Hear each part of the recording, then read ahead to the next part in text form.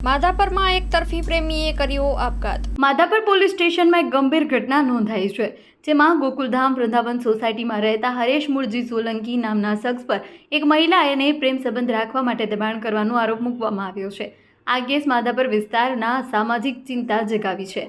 માહિતી મુજબ હરેશ મૂળજી સોલંકીએ છેલ્લા 1 થી 1.5 મહિના સુધી મહિલાનો અવારનવાર પીછો કર્યો। તેણીને પ્રેમ સંબંધ રાખવા માટે દબાણ કરતો હતો। મહિલાએ શખ્સના વર્તનને અસહ્ય માન્યું અને તે અંગે ફરિયાદ નોંધાવતા નિર્ણય કર્યો।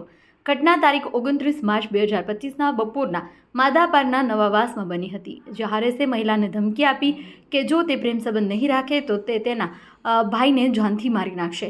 આ મામલે મહિલાએ ધીરજપૂર્વક માધાપર પોલીસ સ્ટેશનમાં ફરિયાદ નોંધાવી, જેને આધારે પીએસઆઈ વિજય પરમારે હરેશ મૂળજી સોલંકી સામે ભયભીત કરવા, ધમકી આપવા તથા હેરાનગતિ માટે બીએનએસ કલમ 75(1)(2), 78(2), 351(3) હેઠળ ગુનો નોંધ્યો છે। ફરિયાદ નોંધાયા બાદ પોલીસે હરેશ મૂળજી સોલંકીને ઝડપી લેવા માટે તેના ઘરે પહોંચ્યું, પરંતુ શખ્સ ત્યાંથી નાસી ગયો હતો। પોલીસ હવે તેની શોધખોળ માટે કામગીરી હાથ ધરી છે। પોલીસ અધિકારીઓએ જણાવ્યું કે શખ્સની ઝડપથી ઓળખ કરી તેને કાયદાની પકડમાં લેવામાં આવશે।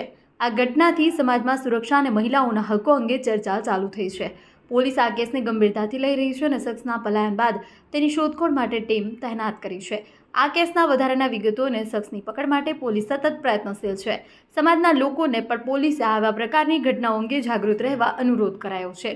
અહેવાલ માં ન્યૂઝ કિરણ ગોરી, ભુજ, કચ્છ।